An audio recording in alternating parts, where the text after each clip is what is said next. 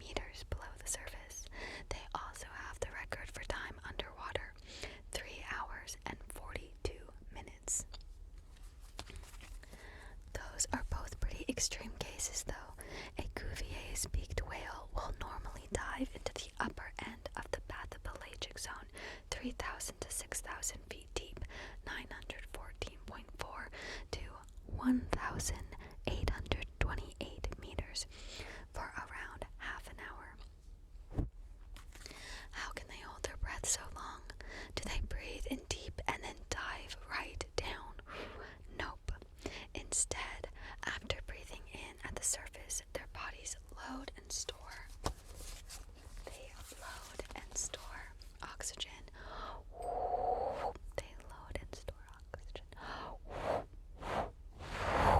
oxygen in their muscles and blood, and right before a beaked whale dives, it exhales to get air out of its lungs.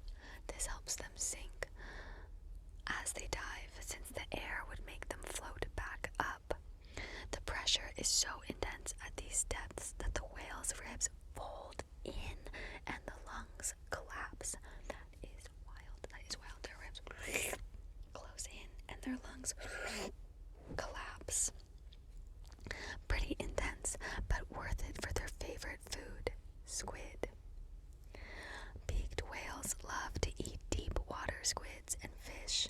They are toothed whales, but they don't really have or use teeth much. Their beaks act more like straws. I don't know why that kind of grosses me out. So that they can just suck up their food. Slurp up that squid. It's written there, okay? I wasn't just being gross. It says slurp somewhere on there. There you go. Fun facts. Male Cuvier's beaked whales grow a pair of 2-inch long, 5-centimeter teeth at the end of their beak. They use them to fight with other males over potential mates. Hey, that's mine. There are 23 identified species of beaked whales, but there are probably more, since they live far from land and spend most of their time deep underwater. Humans rarely see them. Some Cuvier's beaked whales look brownish orange. This is because brown diadems, a type of phytoplankton, are growing on them. Here's a drawing with their little teeths. Their little territorial mating teeth. Up next, we've got the day octopus. Day octopus, which lives in coral reefs and can grow up to 2.6 feet or 79.2 centimeters long, including their arms.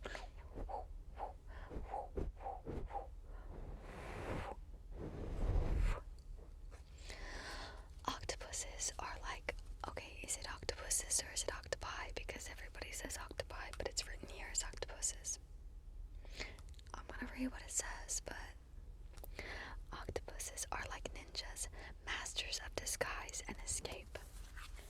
They can rapidly change not only the color of their skin, but even its texture. Octopuses have special color cells called chromatophores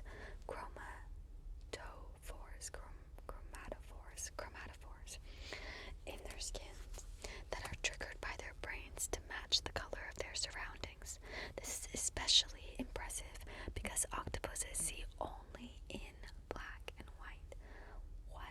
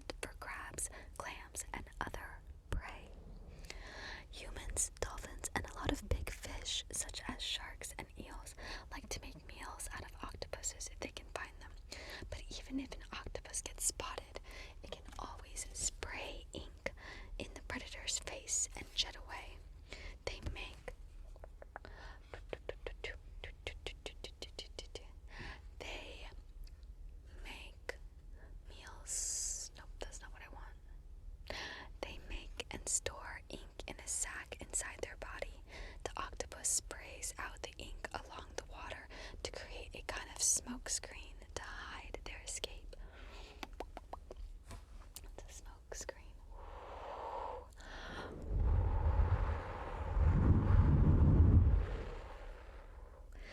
To hide their escape.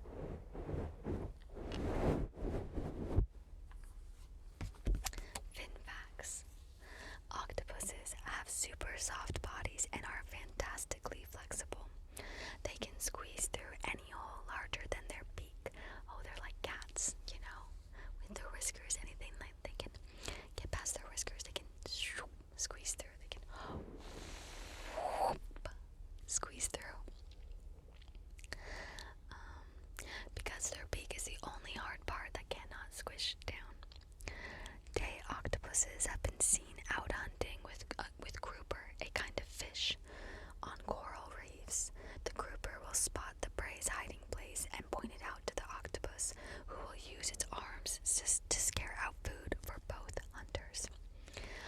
Octopuses apply their escape artist skills in aquariums too. We've seen that in Finding Dory, Finding Dory.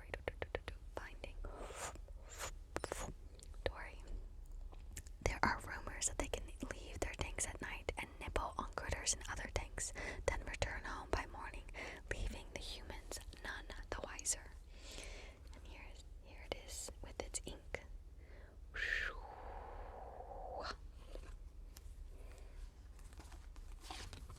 It's kind of cute with the other fish pointing out the prey. It reminds me of beagles, right? Beagles are the hunter dogs that like point, but with their nose, that's the nose. Is it a beagle? Yeah, or like a type of beagle maybe. Anyway, Eastern oysters. Eastern oysters. Eastern oysters.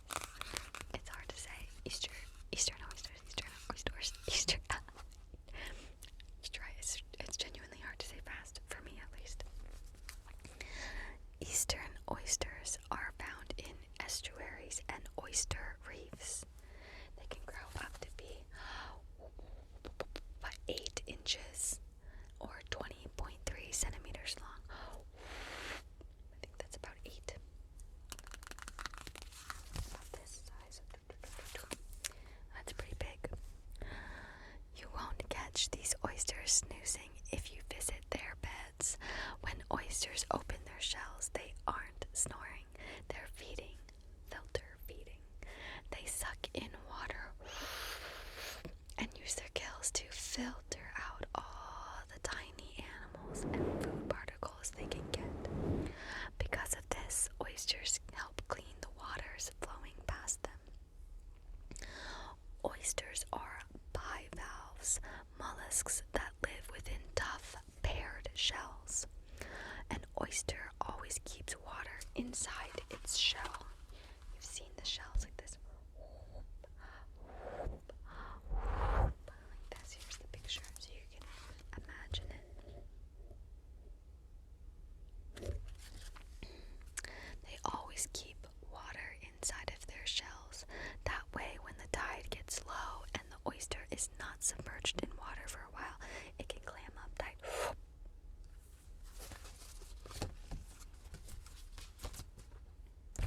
and survive. Very smart. Those tough shells make a good surface for others to live and build onto. Oysters send their eggs out in the water when they reproduce. I never think about oyster eggs. Is that something you've ever thought about or imagined?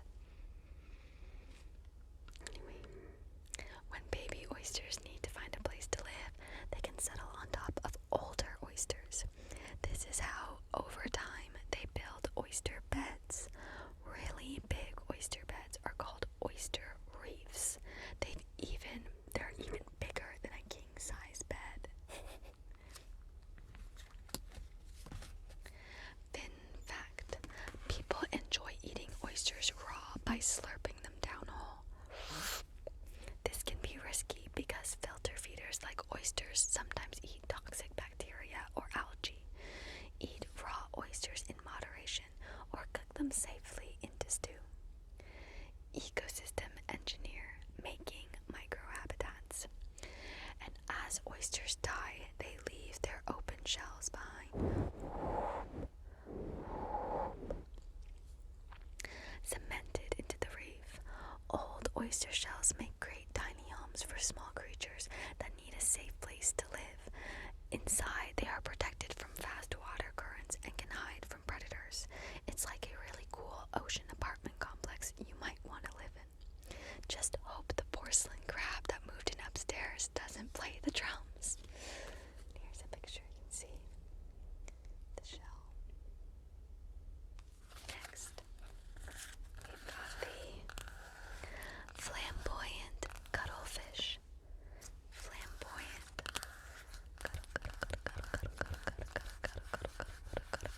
cuttlefish. There you go.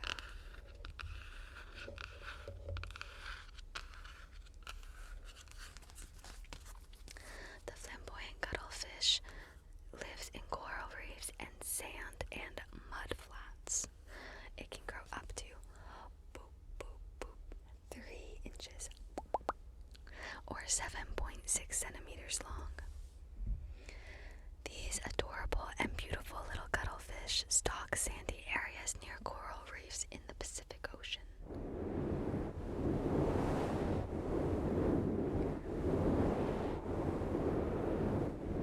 I hope that sounds like the ocean. They can control their coloration, and usually they are camouflaged among the sand and rocks to avoid predators and to hunt small fish, shrimp, and crabs. However, if they feel threatened by a predator, they can flash vibrant warning colors that might be saying, "Hey, hey, hey, hey, I may be small, but you don't want to eat me." Or maybe, "Hey, look at this cool pattern," and be distracted while I ink and jet away. There you go. Color, color, color, color, color, color. Flash colors, flash colors. Cuttlefish are cephalopods, part of the same group of animals as octopuses, squid, and nautiluses. Cuttlefish are unique among the cephalopods for having a calcium-fortified and partially air-filled internal shell called a cuttlebone. I'm a unique cephalopod. I'm a unique cephalopod. Most cuttlefish use these cuttlebone to help them float and hover in the water, but the flamboyant cuttlefish is so small it can float for only a little while. There are 3 inches. It's so small. So this guy is so small. He's like the size. He's like basically life size in this drawing. They are one of the few cuttlefish that walk along the seafloor. They stomp around on their front arm clubs and look like squid-like bugs or bulldogs. Stop, that's adorable. But imagine it's a cuttlefish.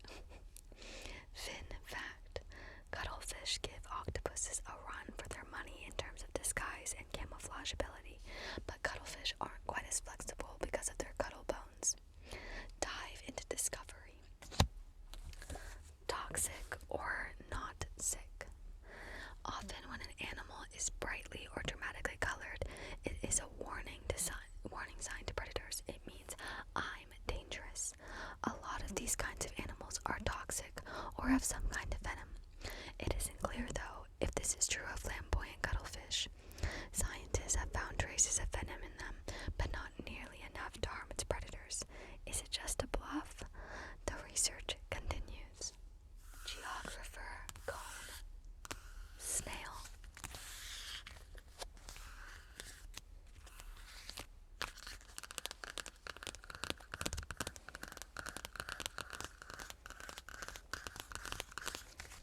We have the geographer cone snail, which lives in coral reefs and nearby sand flats. They can grow to be up to I don't have big enough stretch.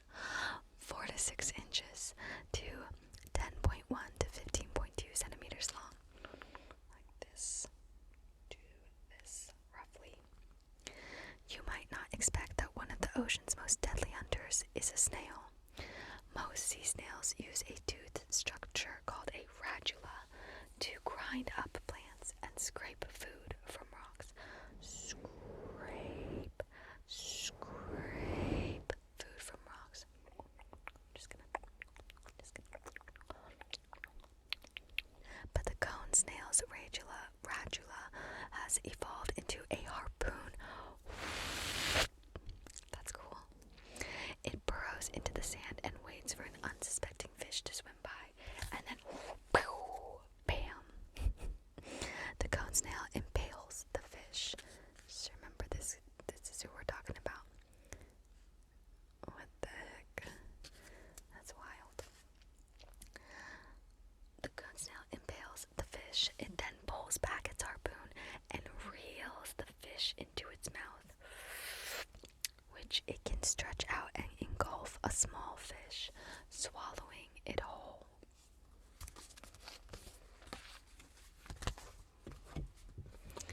If a stabby harpoon doesn't sound deadly enough, cone snails are also super toxic.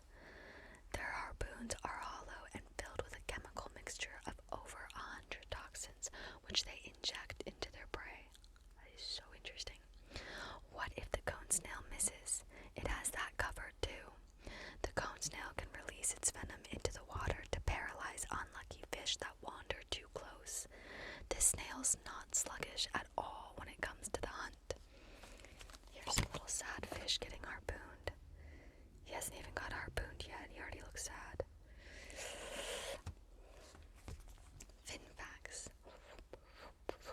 facts. Paralyzing venom is also useful for keeping any would-be predators at bay. Maybe it's all for the best. A cone snail would make for a difficult dining experience. The Geographer cone snail is the most toxic of the cone snails. Its venom is powerful enough to kill humans, so divers and scientists have to be extremely careful around them. That's amazing. So small but deadly. Scientists are studying the different compounds found in cone snail toxin to see if any might be safely used as medicines. Strangely enough, the toxin might end up helping to create very powerful pain-killing drugs. Wow, very cool. So, those were our 5 today. I think we did 5, right? Let me see.